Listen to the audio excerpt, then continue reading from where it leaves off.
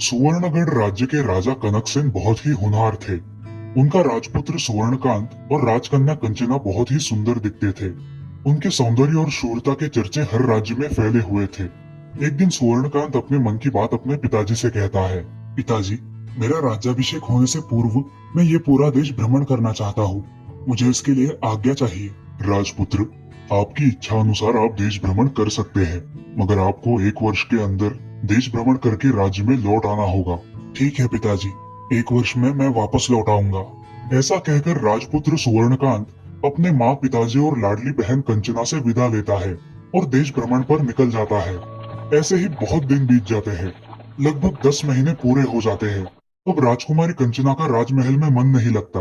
एक दिन उसे बहुत बुरा सपना आता है। रात भर वो उस सपने की वजह से सो नहीं पाती। अगले दिन वो अपने पिताजी से कहती है, पिताजी, मुझे कल रात को बहुत बुरा सपना आया कि भैया किसी विशाल सरोवर में डूब रहे हैं। उनकी आंख नाक में पानी गया है और वो मुझे सहायता के लिए पुकार रहे हैं। मैं इस स्वप्न से विचलित हुई हूँ पिताजी। पुत्री कंचना, तुम चिंता मत करो। राजपुत्र सुवर्णकांत बहुत ही शूरवीर है। वो जल्द ही सही सलामत लौट आएंगे। ऐसा कहकर महाराज ने अपनी पुत्री को समझाया। अब महाराज ने अपने सैनिकों की एक विशेष सेना को राजकुमार की तलाश में भेज दिया और राजकुमार का इंतजार करने लगे। अब 1 साल हो गया। राजा बहुत चिंतातुर होने लगे। कुछ दिनों में राजा के सारे विशेष सैनिक वापस आ गए। उन्हें राजकुमार नहीं मिला था और सिर्फ इतनी जानकारी मिली थी कि राजकुमार अंत में अपरपुर नाम के राज्य में गए थे। अब राजा के पैरों के नीचे की जमीन ही खिसक गई थी। राजपुत्र का कहीं पता नहीं चल रहा था। कंचना को अपना सपना सच होते दिखाई दे रहा था। वो बहुत चिंतित हो गई थी। एक दिन उसने राजा से कहा, पिताजी, आप मुझे भैया को खोजने की इजाजत दे दीजिए। मैं भैया को खोज कर लाऊंगी। नहीं राजपुत्री, आप नहीं जाओगी। आपका जाना उचित नहीं होगा। हम देखते हैं कि क्या उपाय कर सकते हैं। आप चिंता ना करें। महाराज अब बहुत चिंता में पड़ जाते हैं। अब मैं क्या करूं जिससे मेरी समस्या का समाधान मिल जाए। कुछ दिन ऐसे ही बीत जाते हैं, मगर राजकुमार का कोई पता नहीं चलता। पिताजी, आप मेरी चिंता ना करें। आप तो जानते हैं कि मैं शस्त्र विद्या में निपुण हूँ और युद्ध कला में भी निपुण हूँ। आप ऐसी छोटी मोटी समस्या से कैसे डर सकते हैं? मैं मेरे भैया को खोजने के लिए आकाश पाताल एक कर दूंगी पिताजी। आप मुझे कृपया जाने की अनुमति दे दीजिए। ठीक है कंचना, मैं तुम्हें जाने की अनुमति दे रहा हूँ, मगर तुम एक वादा करो कि अगर सुवर्णकांत का कुछ पता न चला तो तुम वापस राज्य में लौट आओगी। ठीक है पिताजी, मुझे आशीर्वाद दीजिए। विजयी बहु पुत्री। अब कंचना सुबह ही यात्रा के लिए निकल पड़ती है।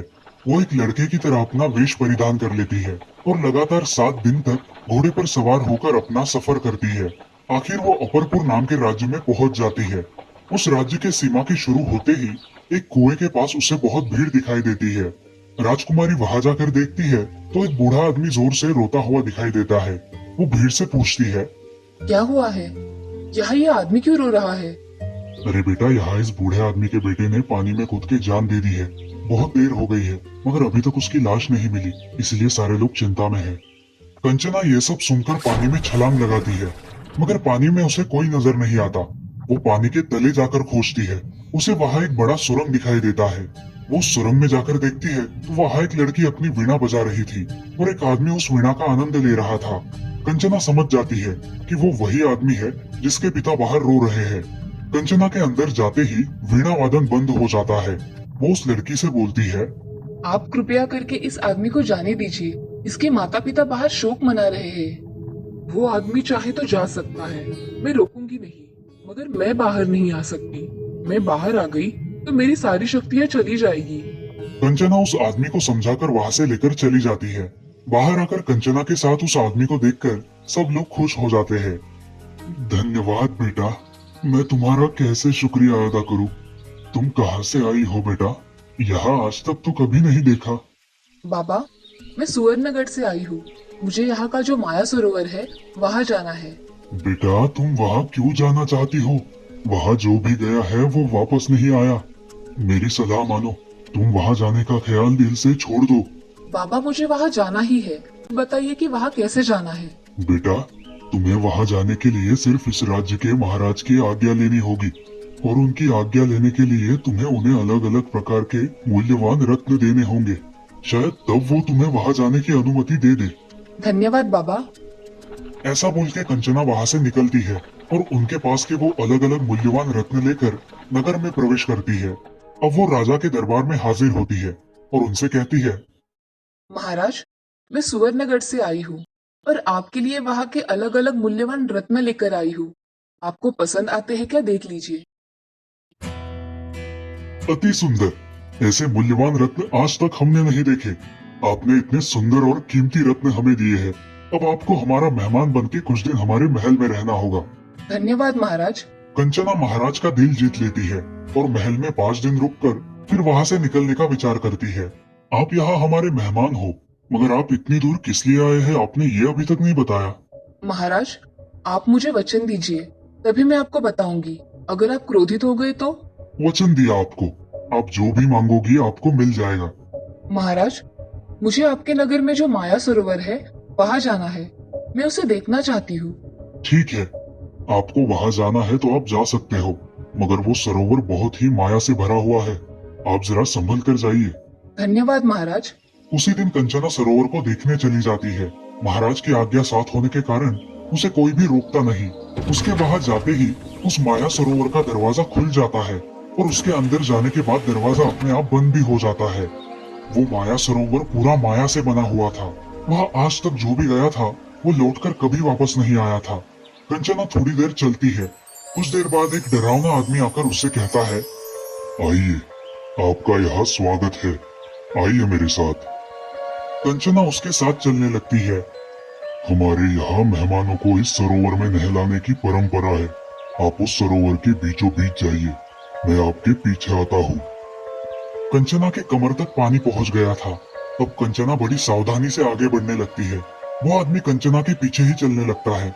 अब पानी कंचना के गर्दन तक आ जाता है। वो डरावना आदमी कंचना को नहलाने के लिए एक लोटे से उसके सिर पर पानी डालता है। वो ऐसे 3 बार करता है और तीसरी बार वो लोटा पानी में उल्टा डाल देता है। लोटा उल्टा डालते ही कंचना पानी में डूबने लगती है। जैसे तैसे वो ऊपर लटकती एक रस्सी को पकड़कर जोर से खींचती है और तभी सब तरफ प्रकाश फैल जाता है। थोड़ी ही देर में सारा सरोवर बड़े आलीशान महल में परिवर्तित हो जाता है। कंचना महल में आगे जाकर देखती है। उसे वहाँ एक बड़ा मंडप दिखाई देता है जिसमें अलग अलग प्रकार की मूर्तियां खड़ी हुई है। उन मूर्तियों के बीचों बीच एक सोने के पिंजरे में एक तोता होता है और उस तोते के सामने एक दीवार पर राजमुद्रा गढ़ित होती है जिस पर एक संदेश लिखा होता है। कंचना उस दीवार के पास जाकर वो संदेश पढ़ती है। जो भी आगे रखे हुए धनुष्य से इस सोने के पिंजरे में कैद तोते की दाहिनी आंख को बाण मारेगा, उसे इस माया सरोवर की माया प्राप्त होगी और यहाँ का मूल्यवान कोहिनूर हीरा भी उसे मिल पाएगा। और अगर कोई ये शर्त पूरी ना करे तो वो मूर्ति में परिवर्तित हो जाएगा। ये सब पढ़कर अब उसे समझ में आ जाता है कि उसके भाई सुवर्णकांत का क्या हुआ होगा। वो झट से उन मूर्तियों के पास चली जाती है और अपने भाई को ढूंढती है, मगर सारी मूर्तियां एक जैसी ही दिखाई देती है। वो धनुष उठाकर तीर मारने के लिए सज्ज हो जाती है और एक तीर मारती है। उसका निशाना चूक जाता है। हे राजकुमारी कंचना, क्यों यहाँ निरर्थक प्रयास कर रही हो? उस तोते ने वो राजकुमारी है यह पहचान लिया और उसे वहाँ से भाग जाने की सलाह दी। नहीं, अब जो भी है, मगर हमारा राजवंश हमें कोई भी चुनौती को छोड़कर भागने की अनुमति नहीं देता। इसीलिए मुझे ये चुनौती स्वीकार है। मेरा कुछ भी हो जाए, मगर मैं पीछे नहीं हटूंगी। ये कहते ही उसका कमर तक का सारा शरीर मूर्ति में परिवर्तित हो गया। अब उसने दूसरा तीर उठाया और निशाना लगाया। इस बार भी निशाना चूक गया। राजकुमारी, तुम्हारा भी हाल इन बाकियों की तरह ही होने वाला है। अब राजकुमारी डर गई। उसके हाथों तक का भाग मूर्ति बन गया था। अब उसके पास आखिरी तीर बचा हुआ था। हे सारे गुरुवर्य, मुझे आपके आशीर्वाद की जरूरत है। आप मुझे कृपया करके अपना आशीर्वाद प्रदान करें। ऐसा कह के कंचना ने तीसरा तीर धनुष पर लगाया और उसे अपने सिर से लगा के तोते की तरफ आखिरी निशाना लगाया। वो तीसरा तीर जाके उस पंछी की दाहिनी आंख में घुस गया। सारा मंडप टूट गया और उसके पैरों के पास एक बड़ा हीरा आकर पड़ा। राजकुमारी ने आंखें खोली और वो हीरा उठाकर मूर्तियों के पास चली गई। हर मूर्ति को वो हीरे से स्पर्श करने लगी। हीरे के स्पर्श करते ही सब मूर्तियां मुक्त होने लगी और राजा महाराजा ऐसे सारे लोग मुक्त होने लगे। अब एक आखिरी मूर्ति बची थी। हे भगवान, ये मेरा भाई है।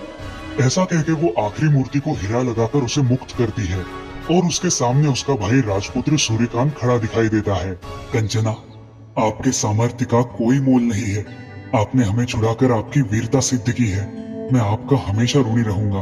भैया, आप मुझे मिल गए, मेरे लिए यही बहुत है। चलिए, अब हम हमारे राज्य में लौट जाएंगे। ऐसा कहकर सुवर्णकांत और कंचना अपने राज्य में लौट आते हैं। दोनों को देखकर महाराज बहुत खुश हो जाते हैं और अपनी बेटी पर उन्हें बहुत गर्व महसूस होता है। अब महाराज कनकसेन अपने राजपुत्र का राज्याभिषेक कर देते हैं और राजकुमारी कंचना का विवाह भी एक बड़े राज्य के राजकुमार से धूमधाम से करते हैं।